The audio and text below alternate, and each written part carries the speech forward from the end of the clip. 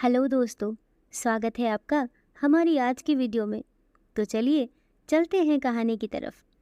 इधर भगवान नारायण अपने वैकुंठ लोक में सोए हुए थे।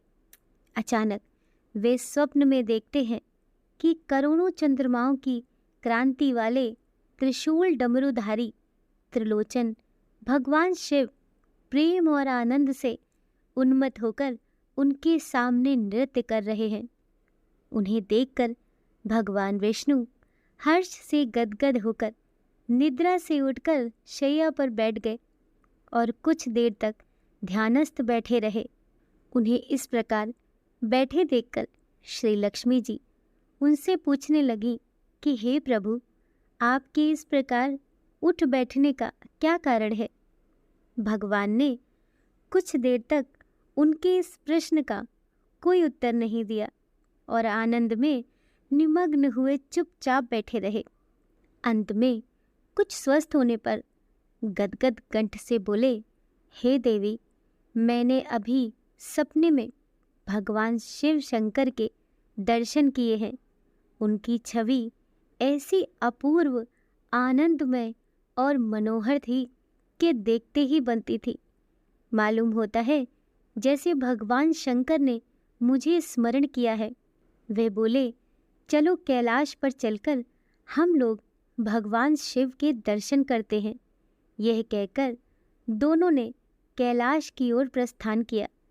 अभी मुश्किल से आधी दूर ही गए होंगे कि देखते हैं भगवान शंकर स्वयं माँ गिरिजा के साथ उनकी ओर आ रहे हैं।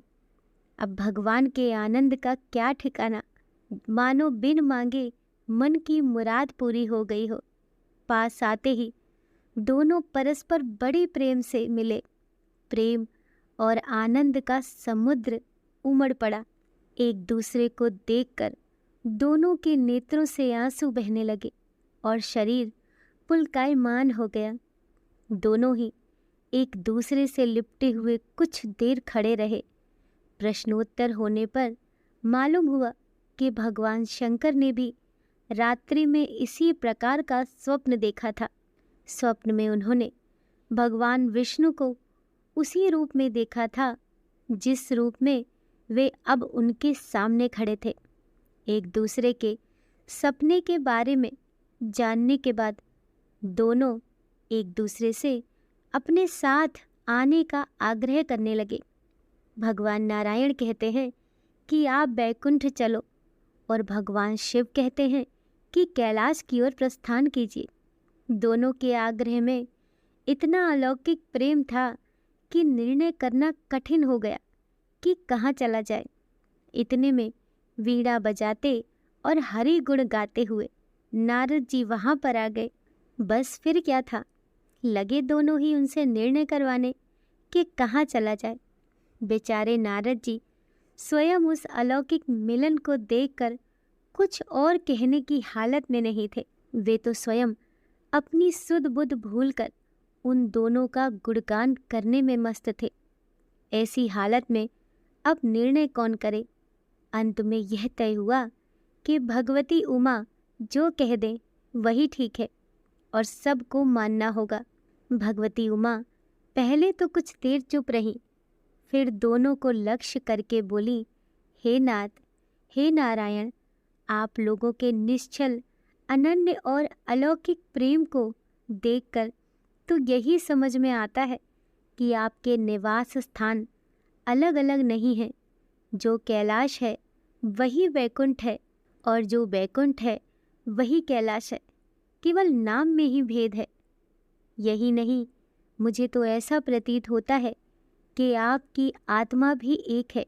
देखने में केवल दो शरीर हैं। मुझे तो अब यह भी स्पष्ट दिखाई देने लगा है कि आपकी भावनाएं भी दो नहीं बल्कि एक ही है।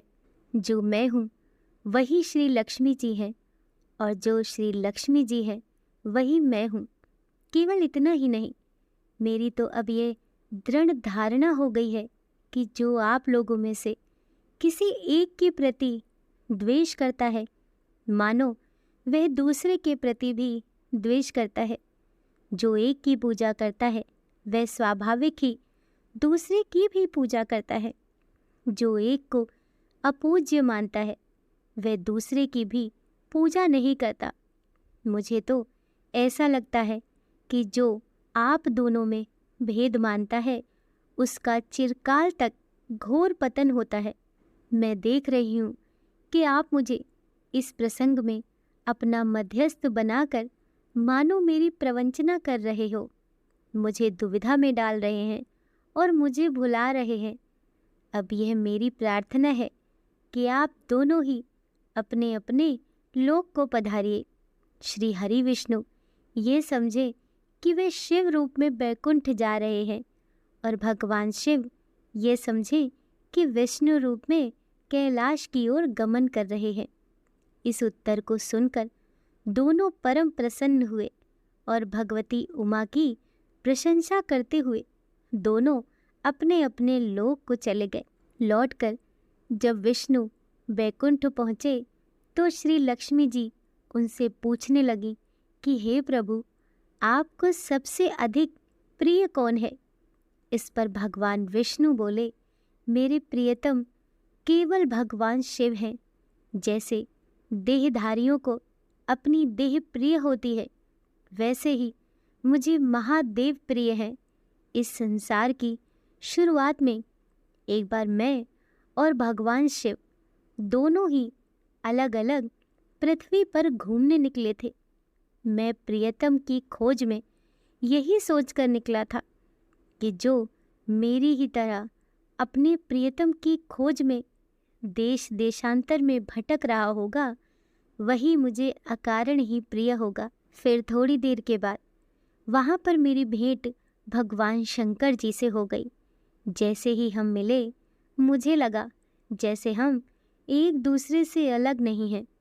अलग अलग दो घड़ों में रखे हुए जल की भांति मुझ में और उनमें कोई अंतर नहीं है। वास्तव में मैं ही जनार्दन हूँ और मैं ही महादेव हूँ। भगवान शिव शंकर के अतिरिक्त उनकी पूजा अर्चना करने वाले शिव भक्त भी मुझे अत्यंत प्रिय हैं। इसके विपरीत जो भगवान शिव की पूजा नहीं करते, वे कदापि मुझे भी प्रिय नहीं हो सकते। दोस्तों, कहानी पसंद आई हो तो वीडियो को लाइक कीजिए, चैनल को सब्सक्राइब कीजिए। मिलते हैं अगली कहानी के साथ।